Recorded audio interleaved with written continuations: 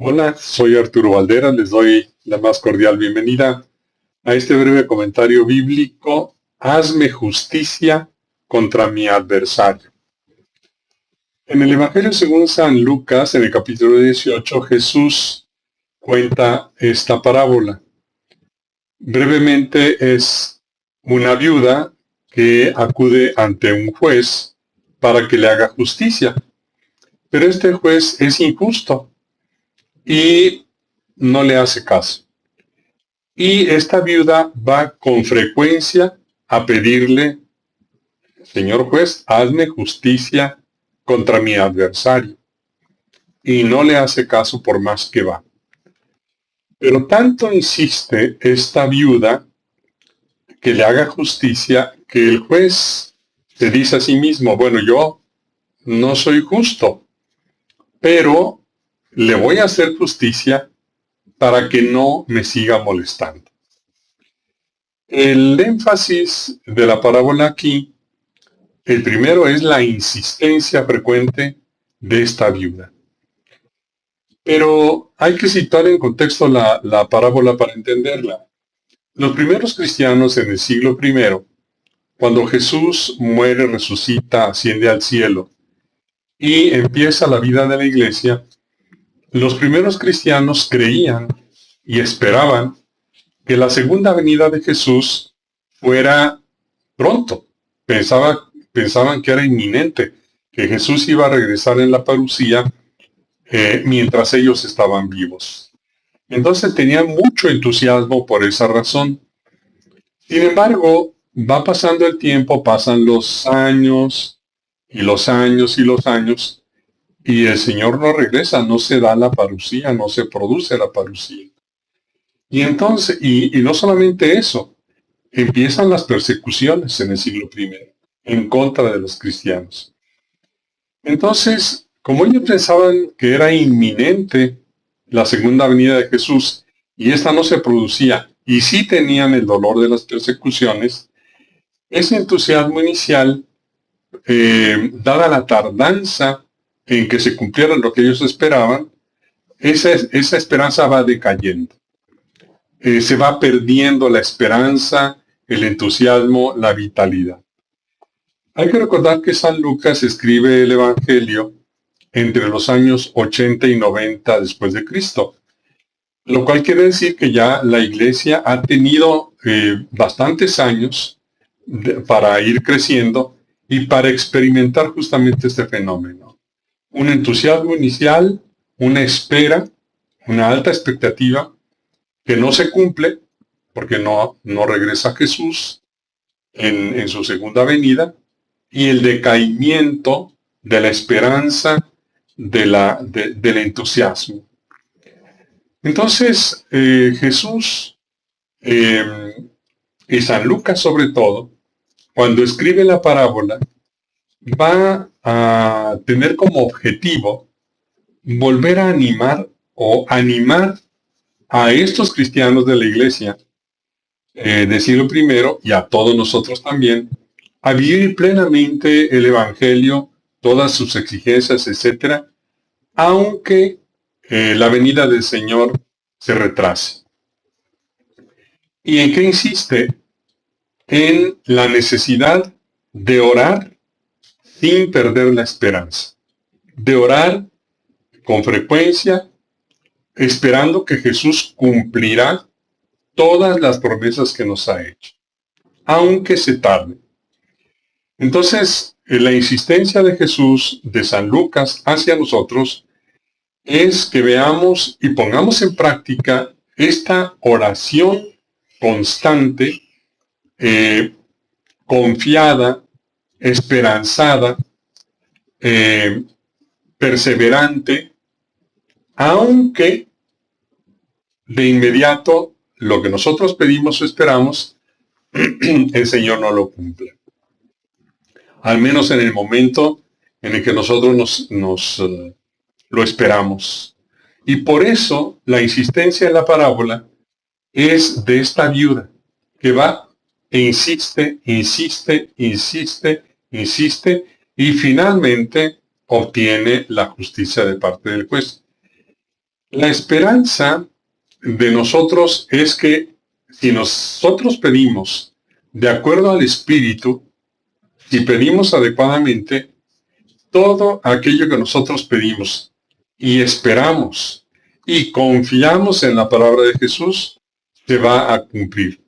Pero necesitamos orar con perseverancia en todo momento.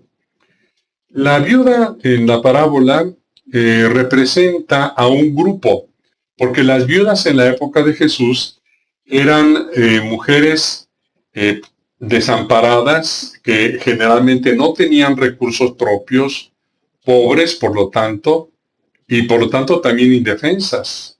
Entonces nos representan a nosotros que con mucha frecuencia circunstancias que nos rodean, comportamientos de otras personas, aunque nosotros queramos protegernos e impedir que se haga el mal y que reine el bien, pues tenemos esta condición de pobreza, de indefensión, de desamparo. Estamos como esa viuda. Entonces, con frecuencia, en situación de necesidad, pedimos al Señor y pedimos, y sin embargo, no recibimos aquello que pedimos con frecuencia, o inclusive el Señor parece que se está tardando. ¿Por qué se produce esta especie de tardanza en la respuesta de Dios? ¿Por qué no ocurre que yo pido y de inmediato el Señor me da lo que le pido? ¿Por qué Dios se tarda? ¿Por qué inclusive en la mística católica hablamos del silencio de Dios? Parece que Dios se ha ausentado, parece que Dios no oye, parece que Dios se tarda mucho, se tarda a propósito. Hay que recordar la resurrección de Lázaro en el Evangelio según San Juan. A Jesús le avisan que su amigo Lázaro está enfermo y Jesús no va de inmediato, se tarda. Entonces en nuestras vidas este fenómeno de la tardanza o el silencio de Dios también lo experimentamos muy frecuentemente.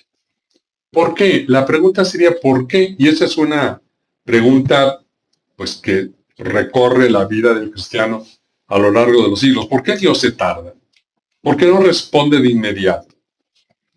Y una respuesta es que Dios es tan infinitamente grande, tan grande, su amor es infinito, no tiene fin, que en todo lo que hace nos ama.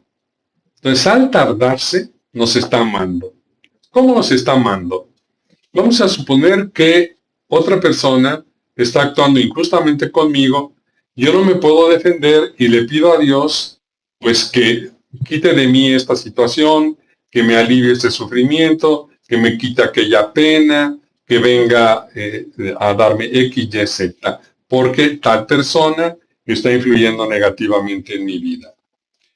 ¿Cómo nos ama Dios? Pues ama a aquel que me está haciendo algún tipo de daño, y me ama a mí que estoy sufriendo ese tipo de daño. ¿Por qué no me produce o me da o me regala el alivio de inmediato? Primero porque ama al que me hace daño.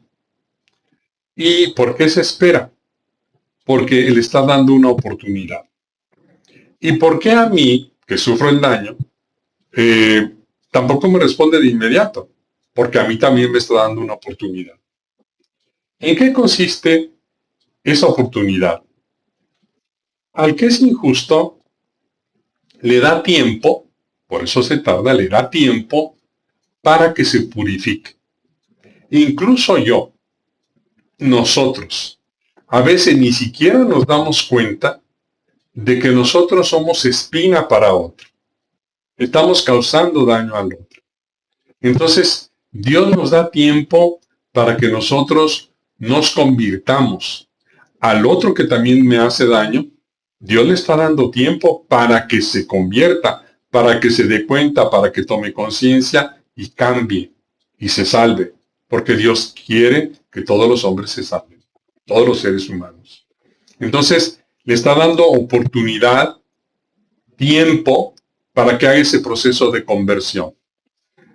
Y cuando nosotros somos, por decirlo así, una especie de víctimas de alguien, como en el caso de la viuda, que seguramente era lastimada, había sufrido una injusticia por parte de alguien poderoso frente a ella que era pobre, desamparada, pues cuando nosotros estamos en esa condición de la viuda, Dios permite que esa situación permanezca primero para purificarnos.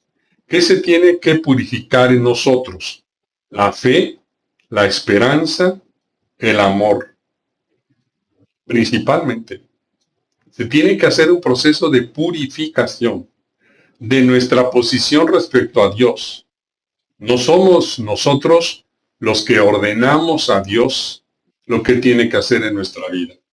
Es Él el que nos indica, nos pide y nos manda lo que nosotros tenemos que hacer hacia Él. Entonces necesitamos una profunda purificación. Precisamente el sufrimiento y la espera y la tardanza del Señor es en primerísimo lugar para que se purifique principalmente nuestra fe y nuestra esperanza. Y nos da la oportunidad para crecer en aquello que nos falta como virtudes y capacidades humanas y cristianas. Son oportunidades para crecer en medio del dolor. ¿Crecer qué? Crecer mi capacidad de ser paciente, de ser comprensivo, de ser fuerte ante la adversidad, crecer la confianza, crecer la fe, crecer la esperanza, crecer el amor hacia todos, hacia aquellos que nos hacen bien y aquellos que nos hacen daño.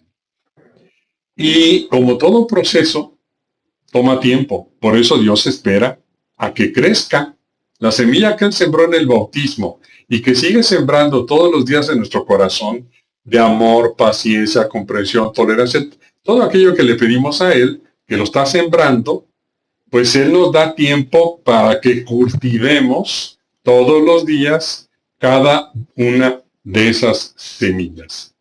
Por eso es que el Señor con frecuencia se espera, para que nosotros cultivemos estas virtudes, empezando por la paciencia, la confianza, la esperanza, la fe, el amor. Y nos da tiempo, porque al igual que toda semilla que es plantada en la tierra, para que dé su fruto, necesita tiempo y cuidado en su cultivo. Ojalá cada uno de nosotros podamos, en todo aquello que necesitamos y que el Señor ha ido sembrando como el buen sembrador en nuestro corazón, en el bautismo, en la gracia actual, en los sacramentos, que va plantando y plantando estas semillas de paciencia, comprensión, tolerancia, amor, etc., nosotros empleemos el tiempo en crecer y cultivar estas capacidades hasta que den fruto. Hasta pronto.